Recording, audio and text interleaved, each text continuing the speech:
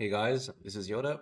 This will be my Frost DK guide for the War Within Season 1, focused on Mythic Plus. As you guys may know, I've been playing a bunch of Frost DK. Whenever I'm DBS key, I generally try to play Frost DK on the beta. In my opinion, it is one of the strongest, if not the strongest, melee DPS currently available. The overall may not be as high as some other melees, however, the utility that you get from Death Grip and AMZ and single target stuns, I think is super useful and not to be replaced in any group when possible. Frost DK is also very, very tanky. You can survive random mechanics that other people can't just without popping cooldowns that they need to do a ridiculous cooldown rotation to survive. And you can also just like stand in stuff for fun sometimes, just keep melee uptime. So that is also fun. So Frost DK, in my opinion, is positioned to be one of the strongest DPS, melee DPS that is, in the meta in War Within Season 1. All right, so these are the talents that I default to. This is my default build with Breath, you'll notice. I think in high keys, this is probably the better build because Breath has much better burst. Like in a Lust pull, you're going to do way more damage with Breath, and it also has better priority damage. Like your main target is going to take a lot more damage when you're playing Breath, and it also has really good single target. However, in lower keys, Breath can become very unwieldy because it is kind of a long cooldown. Like in Lust, you can sometimes get Breath running for like the whole Lust, and in lower keys, usually the pull is not living for the whole Lust, so Breath is going to lose a significant amount of value. Pull is dead while Breath is still running. Also, if you're playing with maybe a pug tank and your breath is up and you're like, okay, I'm ready to blast, and he just pulls, all right, the next pull is 2 mobs on you, then maybe that's not so good either. If for lower keys, I recommend dropping these talents and going for this. Most notably, you're getting the long winter, so all of your pillar windows are bigger, and you also have these talents which basically make it so you can tab frost strike to consume some Razor stacks and do extra damage. Generally, I would say this is what people are playing for most of beta, but I think I prefer the Breath build in high keys. This is probably the better build for lower keys. The Deathbringer tree, I think pretty much all the talents are set in stone. We're playing 45-second Reaper's Mark, so you want that. I believe Dark Talons is playable in Raid, but in Mythic Plus, I think Witherway is better. Not 100% sure on that, so you might want to check. These don't really matter. I think this one is probably better. It's just a little more damage from Raised Dead and a little bit more tankiness from the Lichborn CDR. On the left side, we do have quite a few choices. You don't really need Wraithwalk in all keys. Soul Reaper is kind of optional too. Asphyxiate, I think, is always the best choice because I think Gloomward is kind of wasted for Frost DK since you're super tanky anyway. So yeah, you can drop Wraithwalk or Soul Reaper for D&D slow if you need it, Assimilation if you need it. You can also drop Cold Thirst for Proliferating Chill. I've also seen Permafrost, although I don't really think that's that good. If you want, you can also play Vestigial Shell, although in my opinion, this talent is complete trash, mainly because the extra MS you get doesn't immune any effects. It just sometimes reduces the duration, which can sometimes not even be that good. So personally, I hate this talent. You can also drop one of these, Suppression or Blood Scent, if you want some extra talent somewhere. If you need like all 3 of these for some reason, or this, or you need this for Necrotic Wake, or you want to run fast, whatever you want really. You have a lot of flex points on the left. Frost Decay has a lot more flex points than Blood, mainly because you don't need to play Gloomward, and Blood Draw is not nearly as valuable for Frost. Alright, so those are the talent builds. This is your low key build, and for high keys, I recommend playing Breath. This is the build I've been playing most of the time on beta keys. All right, next we'll go over your gear. So definitely follow the robots on this one. If you are unclear what to play, just go to raid bots and use Sims to figure it out. As a general rule though, you want crit as your highest stat, and then I believe mastery and haste are somewhat equal, but I think you want more mastery than haste. Not 100% sure. Obviously it's going to depend on your character, so definitely use raid bots. First is going to be your worst stat. For weapon enchants and weapons in general, you want to be playing dual wield. However, if you're like me and you're like a blood main and then Frost is your alt, it's very possible, especially early in the season, that your two-handed weapon is much higher eye level than your dual wield setup. In that case, it may be better to use dual wield, especially if you're playing Breath. Just go to raid bots and figure it out for yourself, or you can ask specific questions about that to people who are more knowledgeable at DK than me. But generally, you're going to want to be playing a dual wield setup in the end game. You're always going to have your main hand weapon as Fallen Crusader. This is a little bit annoying, but if you're playing Breath, then you don't really need the Razor Ice enchant because you don't have these talents. And you want to play I believe it's Stoneskin Gargoyle in this slot. However, If you are playing the low-key build, which is this one, or what I call the low-key build, then you definitely want Razor Crest in your offhand. I'm not quite sure that it matters main hand and offhand, but just to be safe, I always put Fallen Crusader in the main hand. As far as trinkets go, I'm not quite sure what the best ones are, but on beta I was playing with Ovenex's Mercurial Egg and Skarmorack Shard. I believe the Transmitter probably sims higher than the Skarmorack Shard. However, it's like kind of annoying to use, so you can kind of use whichever one you want. Definitely trust raid bots on that one. Don't have too much experience testing them out. The Arcar Sackroot is also pretty good. So I would say it's most likely one of those four. Two out of those four that you end up using. Shard or Transmitter for on use, and then Mercurial Egg or Sackroot for your passive. You can also play double passive if you want. If you do end up playing Breath, it's generally better to save your trinket. So this is not getting full value, so it's 1 minute 30 CD. And breath you're using like every 2:15, sometimes every 2 minutes. But it is better to hold her breath, I believe, than to use it outside breath. For embellishments, I currently have some like old versions on beta where I have Dawn Thread on ring and amulet. I believe Dawn Thread is the best embellishment. However, you're not gonna be able to put it on your ring and amulet, so you'll have to put it on like belt, boots, or bracers usually, since you want it on a lower priority item, since it's 636 instead of 639. Blessed Weapon Grip, I believe, is also playable. Whether or not you actually craft that kind of depends on your gearing situation. Like, if you have easy access to a mythic weapon, for instance, if you're the only player in your raid and your raid is capable of killing the first 3 very easily on mythic, if you're only person that needs the strength one-hander, then you may not want to craft Blessed Weapon Grip, like 2 of them, because then that item would just go to the floor if it drops. I'm not really sure what embellishments are best to craft, and I'm also going to be crafting a 2-handed weapon on my DK since I'm, a blood main. I believe Blessed Weapon Grip is playable, but Dawn Thread I think is better if you have high uptime. Kind of depends, and there may also be embellishment tuning, so I wouldn't worry too much about embellishments right now. Probably the best safe bet is to craft Dawn Thread early, and then if later you need to play Blessed Weapon Grip, then do that.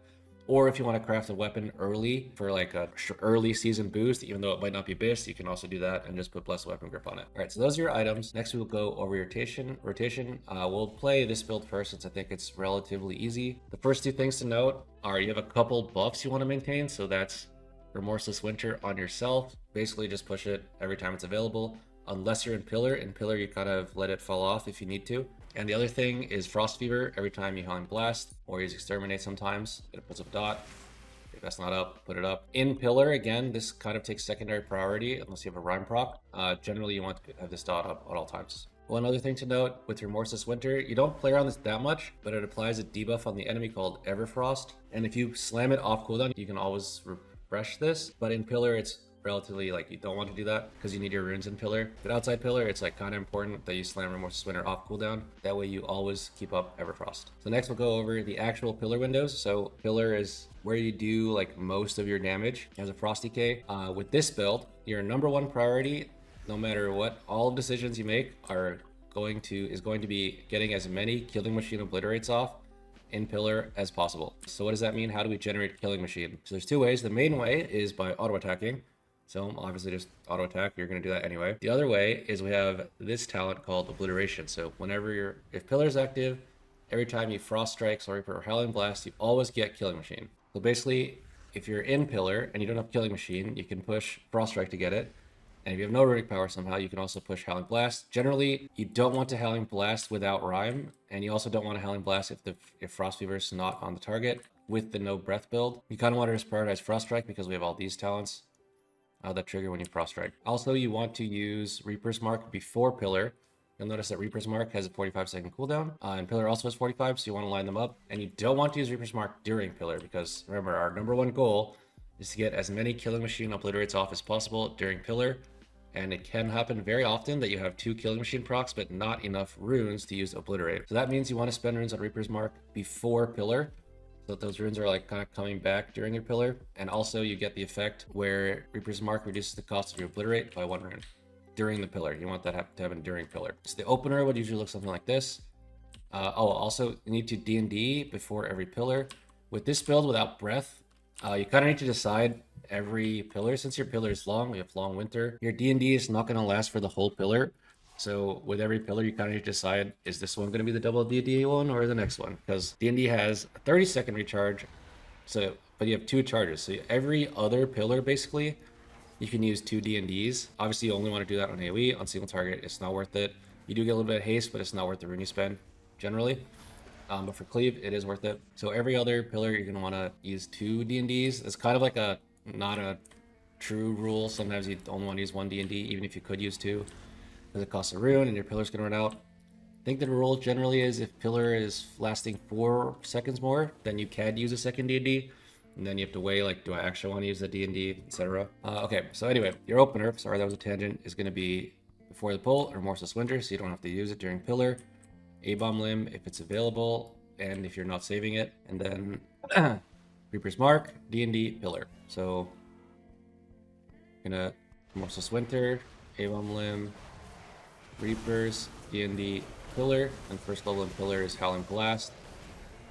Then we kind of just 1-2-1-2 it. Obliterate, Frost Strike, Obliterate, Frost Strike, Obliterate. Now we have 2 Killing Machine procs, so we can use 2 abilities in a row. Also, you'll notice I'm tracking this buff Bone Grinder. Once this procs, you can use Frostwyrm's Fury if it's available. Okay, so that's kind of just your pillar window. Basically, if you're able to use Killing Machine, Obliterate, then use it. If you're not able to, then quickly generate one with either Frost Strike or Rime Howling Blast. If you have no runes, then your best bet is just spamming Frost Strike during your pillar. But ideally, you've set yourself up so that doesn't happen. Also need to talk a little bit about Bone Grinder, so we quickly mentioned it there. Consuming Killing Machine grants you 1 stack of increased critical strike chance. After 5 stacks, so basically on 6 stacks, at 5 stacks, you consume them on your next one. So on your 6th Killing Machine, you get an extra buff, and that extra buff increases you 20% increase frost after 10 seconds. If you're playing Frostwyrm's Fury, that's where you want to use Frostwyrm's Fury. You should be able to proc Bone Grinder every pillar with this build because we're playing Long Winter, so your pillar is kind of long. With the Breath build, you're not always able to proc Bone Grinder, so sometimes you just have to send your Frostwyrm before it's over.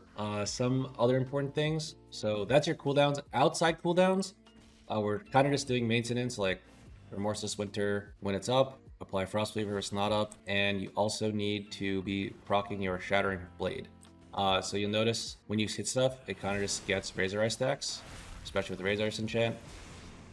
You're also going to be cleaving these stacks. Notice this has 5 Razor Ice stacks. I got to drag it here on my weak aura. This one, if we hit it, will have Razor Ice stacks as well. You use Frost Strike to consume these, and it procs Shattered Frost plus Shattering Blade.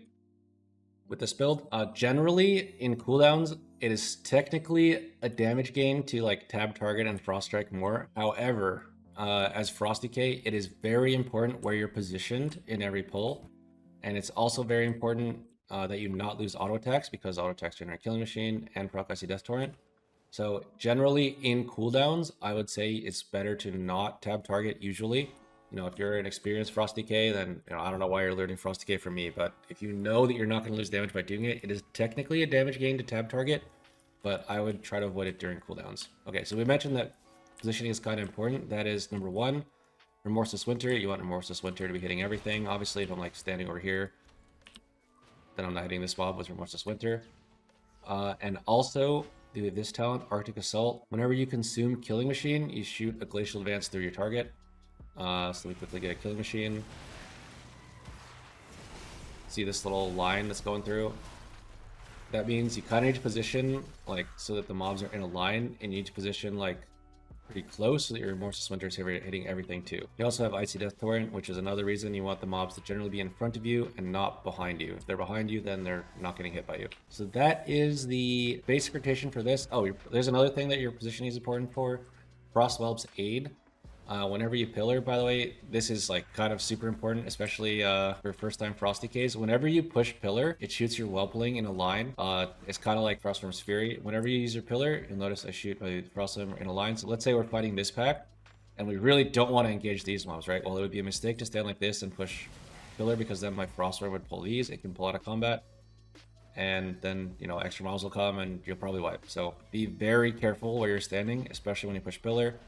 A lot of the time it can be an idea to position first, push your pillar, and then reposition for the rest of your obliterates and to keep your Remorseless Winter. So that is the no breath build. Now we'll go over what changes with the breath build. This will be the breath rotation. We're going to start an opener with breath and pillar. So we're going to start with Remorseless Winter, A-Bomb Limb, Reaper's Mark, D&D, pillar, Howling Blast. And then Breath, Runic Weapon, Trinket, and then we're just slamming Obliterates, and then whenever we get a Rhyme proc, we'll use that. Whenever we get a free global, we can also use Frostborn Fury, but we are prioritizing spending runes right now to keep up Breath. Okay, press over. If you're not in Pillar anymore, you can choose to hold Frostborn Fury. It kind of depends on the situation. I'm not actually sure which one's better. Generally, it's probably better if you can afford to use Frostborn Fury in your breath and not let breath drop. That is the ideal situation. However, you can't always do that. So basically in breath, I think your rotation actually becomes way more simple.